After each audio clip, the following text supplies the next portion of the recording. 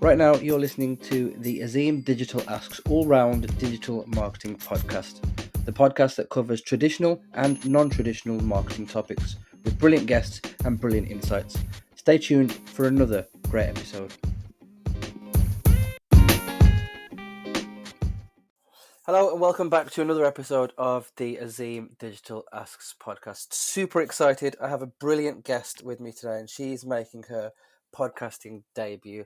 So please listen to this episode and when you finish, rewind it back to the start and listen to it again 10 times because she'll love that. We're talking all about starting your marketing career the right way and avoiding burnout with Jessica Pardoe. Before we begin, a quick word from the sponsor. This episode is sponsored by Absolute Digital Media, a leading UK-based digital marketing agency specialising in search, pay-per-click and digital PR. With 7 award wins under their belt already this year, they understand what it takes to make a business stand out from its competitors and generate greater visibility in return. Check them out, and I will drop a link to them in the show notes. Right, Jessica, welcome to the show. Hello, thank you. How are you doing? I'm okay, thank you. Yeah, good. I'm very excited to be able to facilitate your podcasting debut and excited to learn more from you. So let's start right from the very beginning and give the listeners an introduction to yourself. Okay, hello, I'm Jess and I'm an account manager at Source PR, which is a lovely little PR and social media agency just based down in Cheshire. Awesome. Right, so we're talking all about how you can start your marketing career the right way and how to avoid burnout. So let's start from the very beginning then, Jessica. Do you prefer Jessica or do you prefer Jess? Either's fine, but normally it's Jess. Okay, I'll go with Jess. So Jess, thinking of your own career, what is one thing you wish you could go back and do differently when you started? I think if I was to say one thing, it would definitely be to look out for any red flags very much at the beginning of my career. It's something I actually wrote about recently on my blog and it seemed to resonate with quite a lot of people. I wish that at the time I was better educated on them, and that's something that I am trying to help people with now too. And I say this because I had a bit of a bumpy start to my career with a few knocks to my confidence, unfortunately. And I think looking back, I wish that I'd just had ample training from the get go that could have helped me identify things that were potentially wrong and that things where I should have been getting help where I wasn't. I don't necessarily regret anything in my career because I do think that you shouldn't ever have any solid regrets. And ultimately, all of my experience has led me to where I am today. But I think if I could do things differently, I'd have done my research into the industry a little bit more and known kind of what makes a good and bad employer from the beginning. Yeah, that's brilliant. I couldn't agree with you any more. I'd love to dig into that a little bit further then. So you mentioned it briefly there, but what would you say are some of the most common misconceptions that people have when they start their marketing careers? Well, I don't know if this is just me thinking of my own career, my own experiences, but there seems to be a misconception that those starting out should know what to do straight away. I mean, certainly people I've spoken to privately on Twitter seem to have been thrown in very much at the deep ends in their first roles in the industry. But in reality, PR isn't really taught in schools and in universities, and definitely digital PR isn't. So I think that some form of training should come as standard for all graduates and anyone coming into junior careers in marketing. I mean, even in other disciplines such as general marketing, although it's a subject that a lot do study at university, that doesn't mean that they're going to come into a role straight away and exactly know how things work. The industry changes so often that really we need to nip that misconception in the bud right away and make sure that new starters are settled into their roles with the right support. As like I mentioned, things do change so often in marketing, in PR and SEO and all those other industries. I think we need to stop assuming that graduates are going to be able to come into a role and be able to do it from the get-go. And I think that's where a lot of problems can arise very early on. Yeah, again, the listeners can't see, but I'm nodding my head away. A lot of what you're saying is resonating massively. Thank you for sharing. I'm temporarily going to sidestep and ask you a question that I haven't prepared you for. Sorry. Okay. How much of that? So you mentioned there about, people starting jobs, their first jobs, being expected to basically hit the ground running.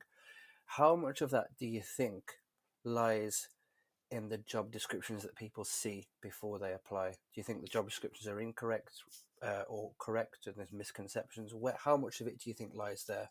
I think that with job descriptions, a lot of them are very detailed. And as a graduate, and just speaking from experiences myself, I was willing to just kind of go into anything to get that experience that I knew I needed, because there's always that real struggle of getting that experience under your belt initially, because a lot of places do want experience. So job descriptions themselves, they can be quite difficult to navigate and to know what you're going into, because often, and especially in marketing, they have a lot of different responsibilities. But I think, again, speaking from personal experience and what happened to me in my career, it would have been great to have initial training, even though that isn't particularly specified. Because, like I say, you can't expect somebody to walk into a graduate role and know exactly what to do, even though they might have applied for a role that says you need to be able to do this and that. I think if you're applying for a junior role or something that's postgraduate, there is a certain level of expectation there that you would be shown how to do that, and wouldn't you wouldn't be assumed that you'd know how to do it straight away, because that's just simply not the case. You've just come out of university and you're not going to know how to do certain things. That's just the standard. Yeah, another fantastic answer. I'm really glad this conversation is happening. So thank you again for sharing that. Mhm. I think that leads me quite nicely onto my next question for you then. So if there was one piece of advice that you could give to somebody who is brand new to the industry, or who is about to take their first steps into the industry, what would that be? I would say definitely, definitely, definitely do your research and make sure that you're committing to a role that will treat you fairly and that holds all the right progression and training opportunities in place. I think as we're beginning to speak about this a little bit more, and certainly over the past year or so, I've really noticed that employers are beginning to talk more about what they're doing for their employees' mental health and how they're training up people and offering ongoing training as well, which is really, really important because the industry is always changing. So I would say definitely, definitely do your research and look out for that. And remember that your notice period as well is just as much for you as it is for your employer. So if you're on a 3 months probation, for example, that gives you ample time to make sure that you're in the right role before you commit to anything long term. And I think that's really important for new graduates and people who are just starting out in the industry to know. Oh, this is 24 karat solid gold. This is brilliant. Thanks for sharing. So let's move on and let's talk about burnout and using newcomers as an example. So, certainly in my experience, what I've seen is that many newcomers to the industry, pandemic aside for a moment, they're quite keen to progress really quickly, and some will even overwork, which does often lead to burnout. So, in terms of time management, what advice would you give to somebody new to the industry and how best to manage their time? Let me just start by saying that I totally get that, and I totally get wanting to get ahead in your career. I've very much been like that myself. But what I would say is you don't want to start off on the wrong foot. So if you start off by overworking yourself, coming in early, leaving late, that's very much showing that that will be expected from you moving forward. And as you kind of get into your career a little bit more, if you're staying at the same place, you're going to realize that you don't want that to become the norm for you. But to go back to your question, I would 100% say learn how to switch off.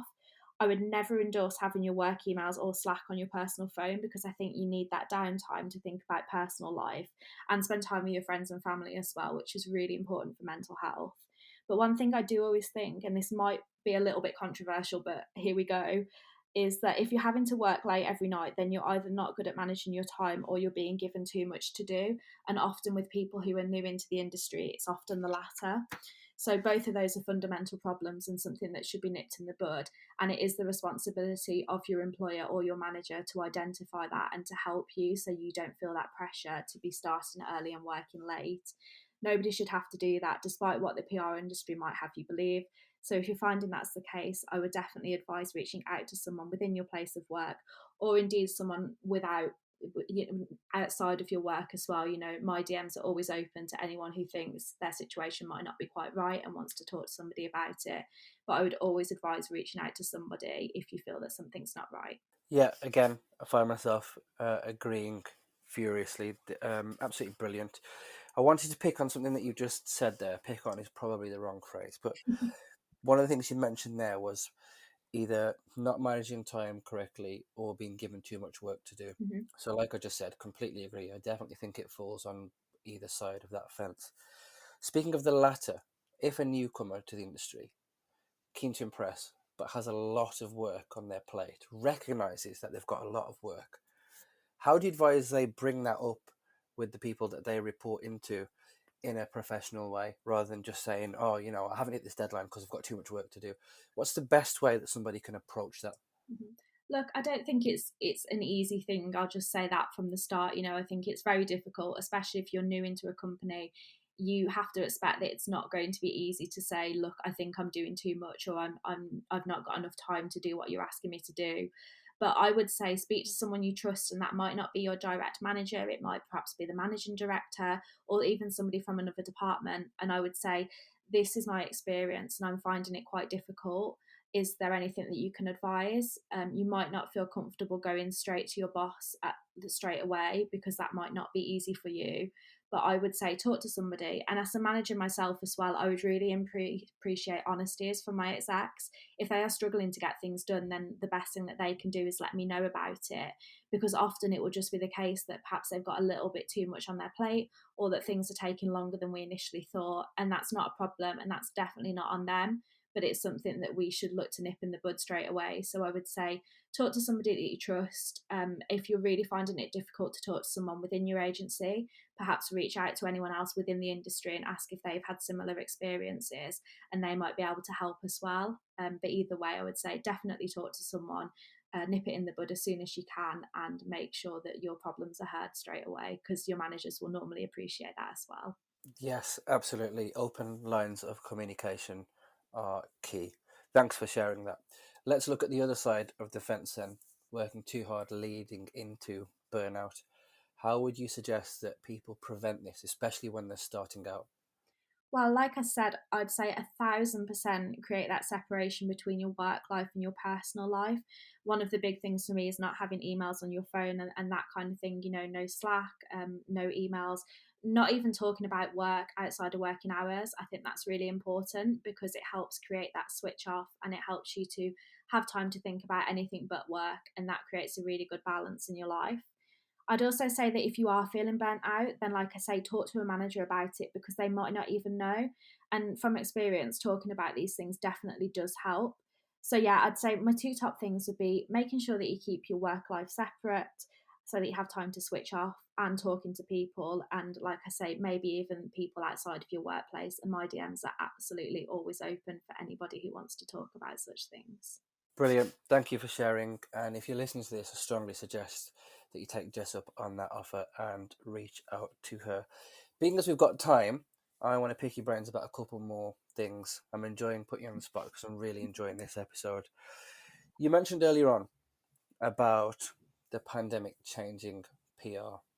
Yeah. What did you mean by that? I think that probably the biggest thing that the pandemic has changed, and everyone will be able to resonate with this, is everyone going to working from home.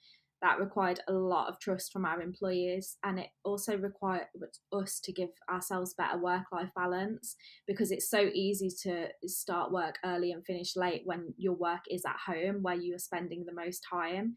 So I think from the pandemic, it's been really important to learn how to combat that, and how to create a good separation, whether that's actively putting away your things at the end of the night, or whether it's having, if you're fortunate enough to have an office, closing the door on that office and then not worrying about it for the rest of the night. And I'm not saying as well that you should feel worried about your job, or that it should be bringing you stress outside of work. What I am saying is that it's really important not to think about work all the time, because then it will consume you. And this is coming from someone who absolutely loves their job. I love what I do, and I feel happy every day at work. But if I think about work all the time, then there's every chance that I will start to stop enjoying it in the way that I do. So I think that's really important.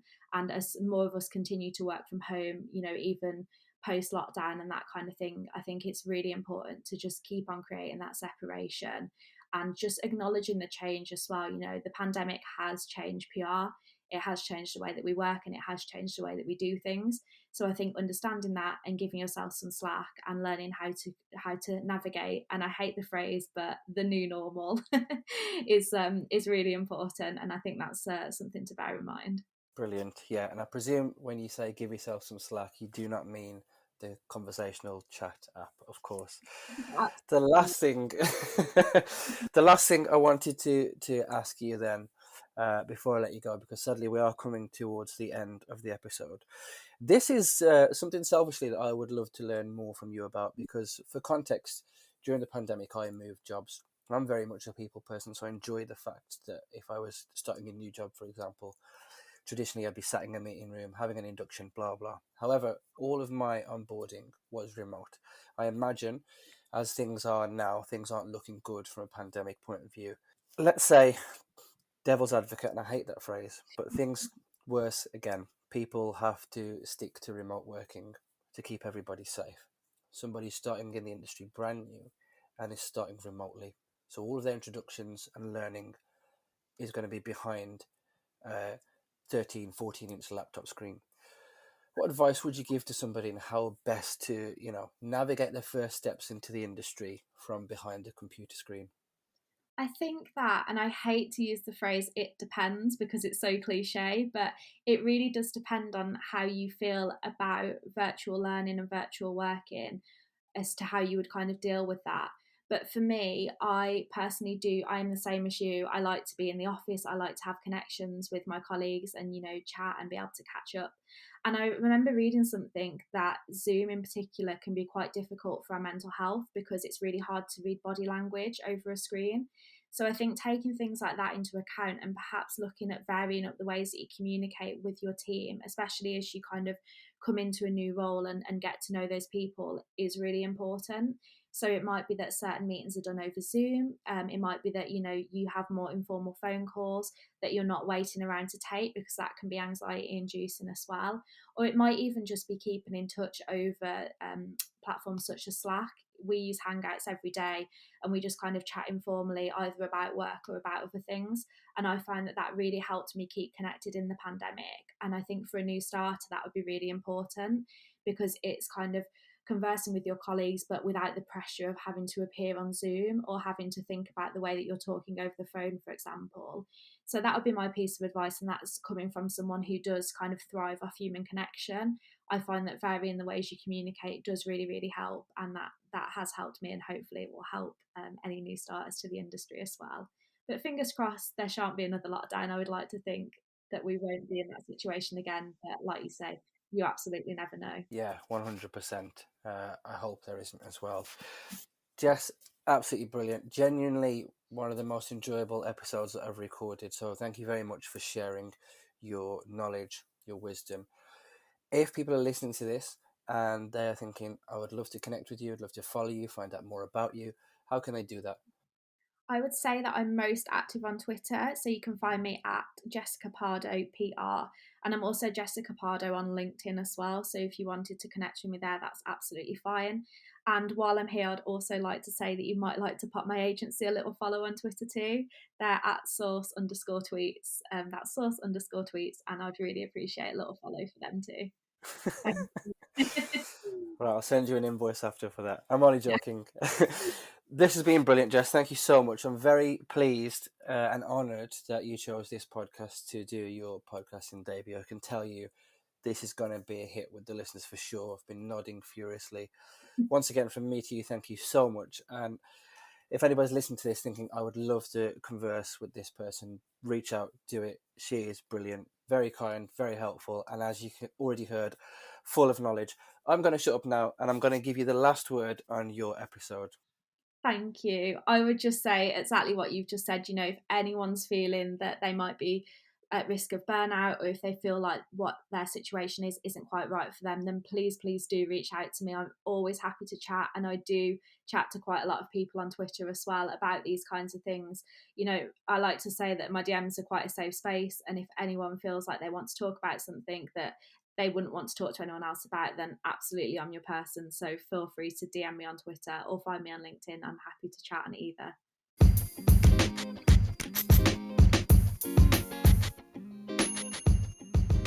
So that was another great episode in the bag. I'm really enjoying hearing from some brilliant people in this industry. If you enjoyed this podcast, please follow me on Spotify. Please leave a rating on Apple Podcasts or whichever platform you are using.